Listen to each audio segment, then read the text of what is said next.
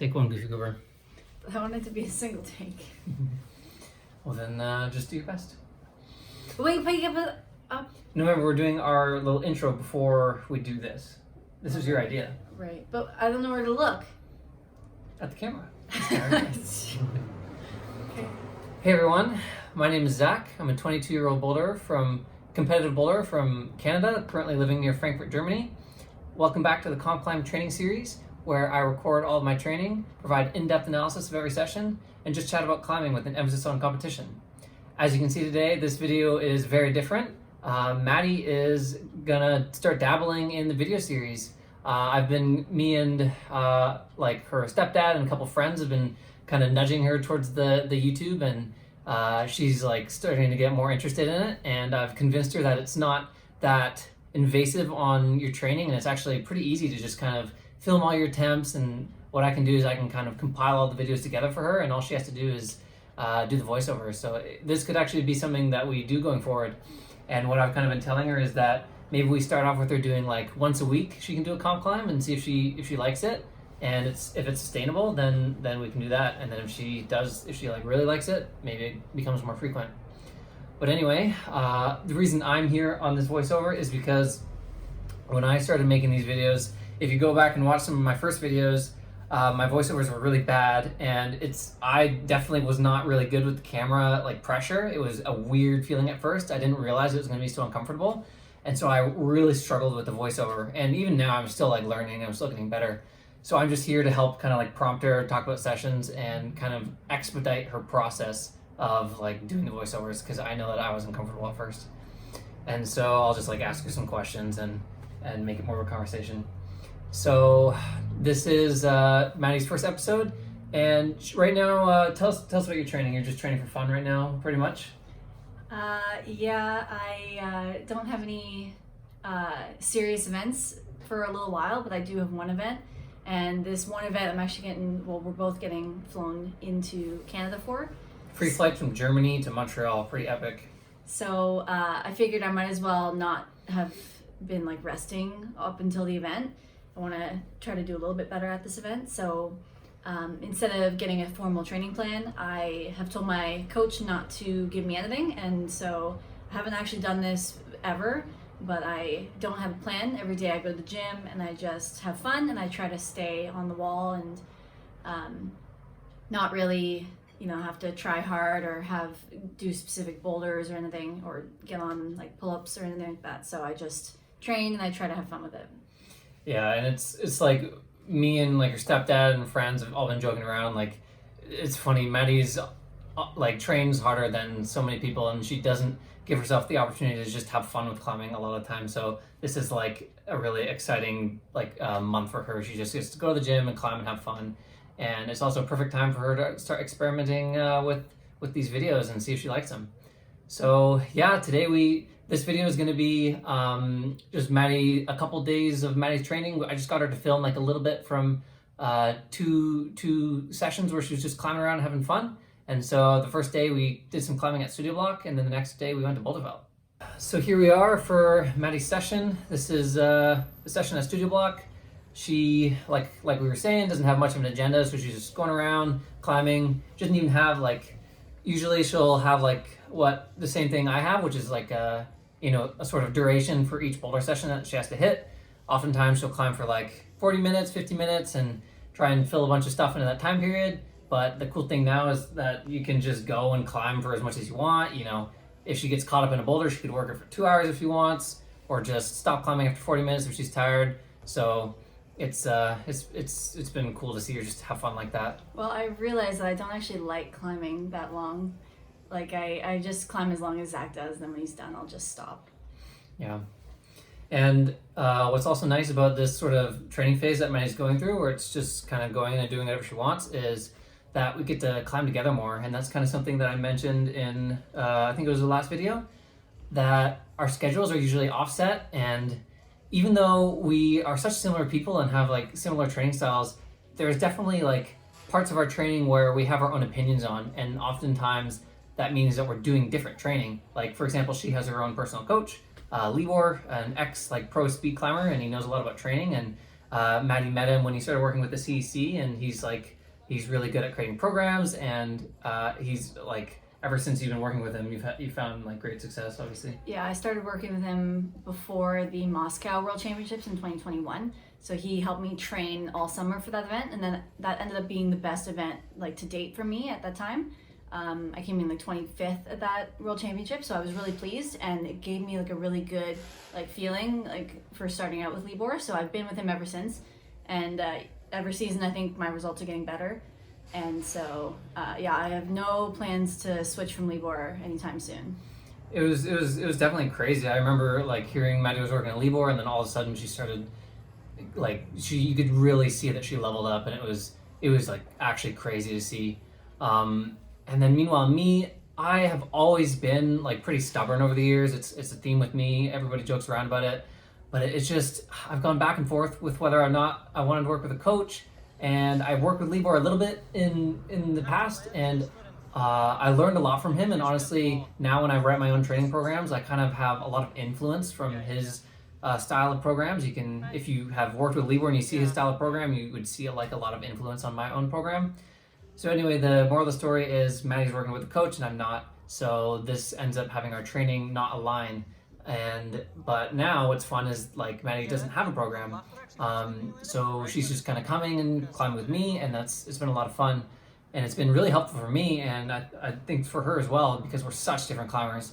You'll notice Maddie is very technical. She's got also like this unearthly mobility, and she can contort her body in all these ways. And meanwhile, I can't.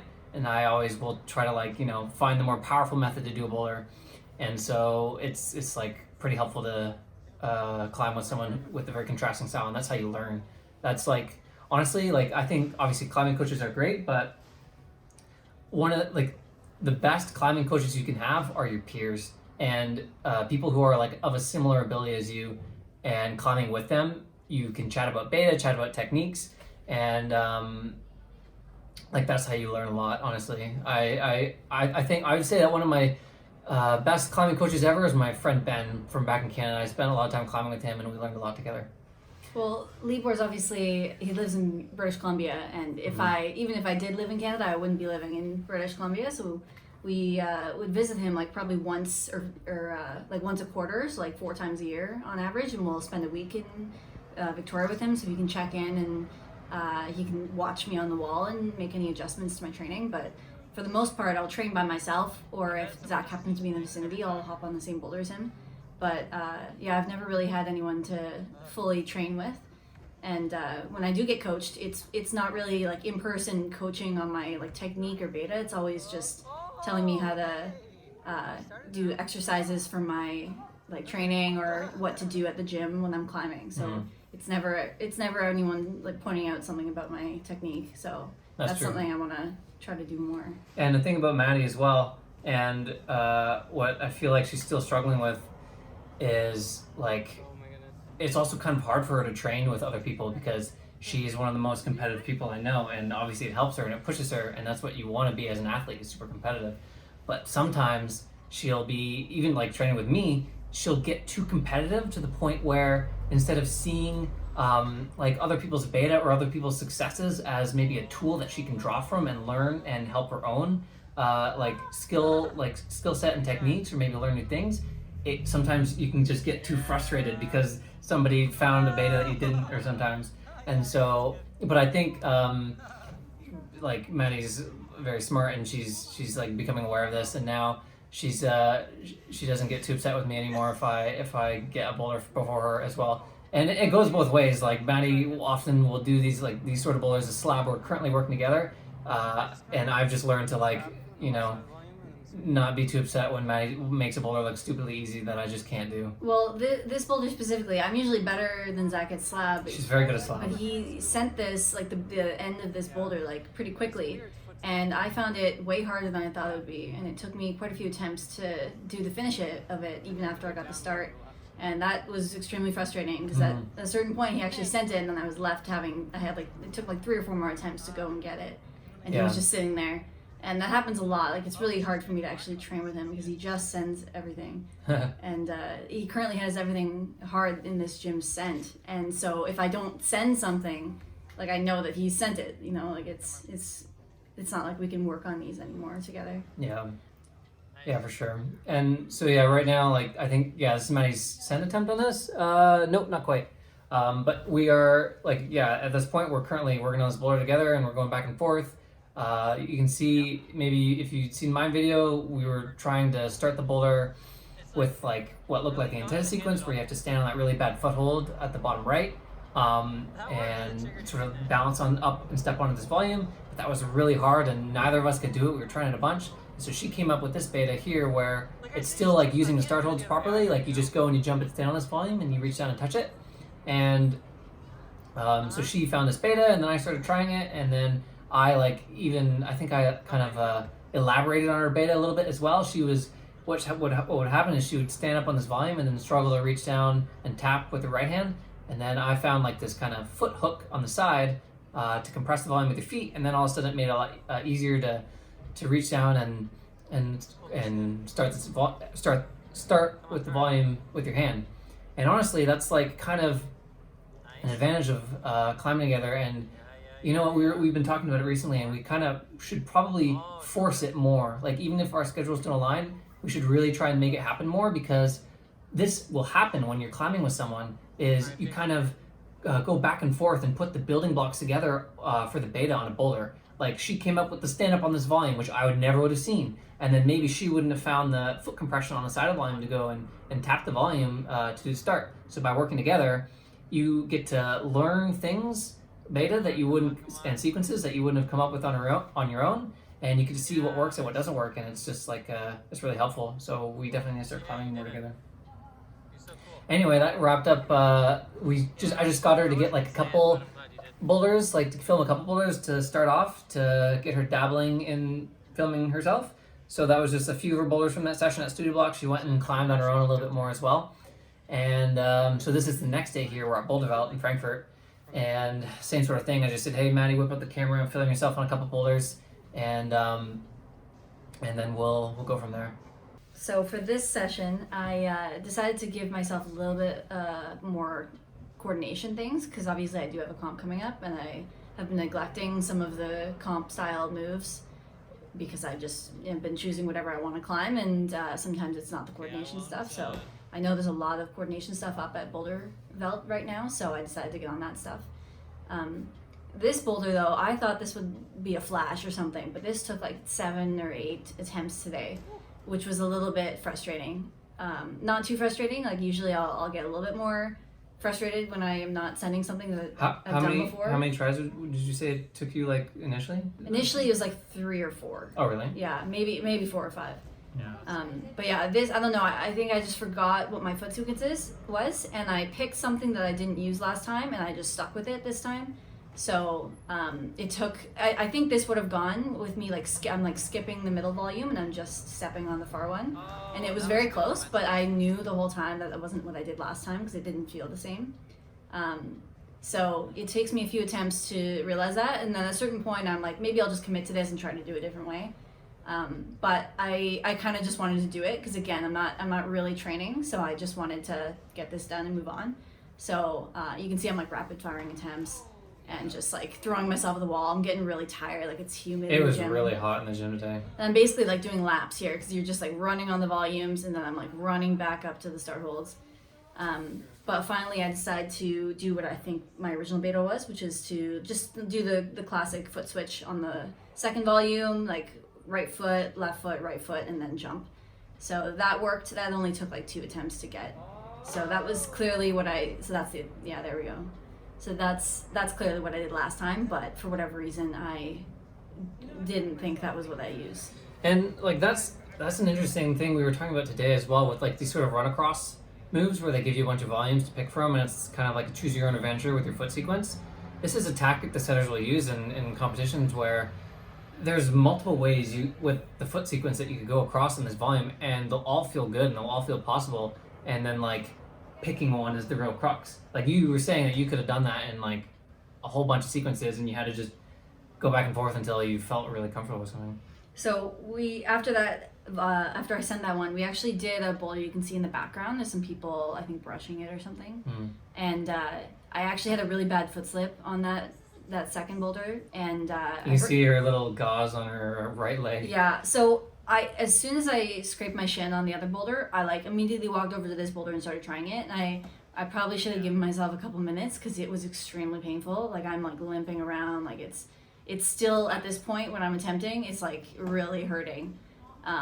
And it was almost distracting. It was very distracting, honestly. And I was like rapid firing it, and I was getting pretty frustrated on this because I was just like flustered. And I do eventually stick one move in here. Looks like it's on this attempt coming up. Yeah, I think she sticks it. Yeah, so yeah, I do get it, but it took way longer than it should have because I just was like caught off guard by the pain that I was experiencing. It was not pleasant. It happened to me recently too. It's a kind of like shin bash where it hurts to weight your shin, and like this is something that you can kind of underestimate as well. This happened to me in competitions too, where you scrape your shin up and then all of a sudden you're kind of like you're in pain for the rest of the round, and it actually does affect you. Yeah, her leg was pretty bad, but luckily she managed to stick this move. And it was funny, so like Maddie said, we weren't filming her whole session. We were just, I think there was like some other people kind of working that white as well, and we didn't want to be too invasive and like whip out the camera and start, bothering them. So we didn't film everything. And then we also, she was like getting like super in pain and like frustrated with that boulder to the point where it's like, okay, let's just put the camera away for today. That was good. And then so I like walked away, and then I turn around the corner and I see her like send the boulder. So she actually ended up sending that black one. Yeah, like I sat down like super frustrated, and I was ready to like just have it call it, because it's not like a training. It's not really a training day, so I can just call sessions if I feel like it. It's not really a big deal. But I was like, no, like I can do this, and I just need a second to just like not rapid fire attempts and like just calm down, and then I sent it in like 1 or 2 attempts after. Like how good does that feel right now for you, just being able to call sessions off early? Like it's great. That's amazing. Yeah. So that wraps up Maddie's first COMPCLIMB episode. Me and like I keep mentioning, her stepdad is like a big supporter of ours and our competitive endeavors and our YouTube channel as well. And so he's always like rooting for us and rooting for Maddie, and he's also getting really excited. He's trying to push Maddie to take part more in the videos because he thinks she's really cool, and I also think she's really cool. So we've been bugging her to get involved, and so this is kind of our test run of this. I think she's having fun with it. Hopefully she can really see that it's not too invasive and it's a lot of fun to make these videos. And I think what we've convinced Maddie to commit to is like once a week. So we'll get her to film like just a little bit from her session, like once a week. Maybe for the first few episodes, I'll sit in with her voiceover just to kind of expedite the process of like talking to the camera. It is so weird at first. Like, let me tell you, the first couple videos I made, I just sat in front of the camera. I would hit start, I would go sit, and then I would just like draw blank, and I can't talk to it because it's so uncomfortable. And now it's like I'm just super comfortable with it, and it's like it's really weird, and you don't kind of realize how awkward it can be. So I'm just gonna, be here with her and just kind of turn it into more of a conversation, and then hopefully she'll get more comfortable and have fun making these videos, and then maybe we'll see what it turns into. Sound good? You having fun so far? Yeah. Looks like you're having fun. You're making Eric happy. Look at Eric. Eric is sitting behind the camera right there. He's smiling with that big cheesy smile. I'm ready. Show me what you got. How did you get this wound, Maddie? I hurt myself. Scraped on the volume and I was trying to jump on it. That's actually disgusting. It hurt a lot. Okay. We're down to the base layer now. Maybe you should go rinse it. Yeah, this is as much as I can do.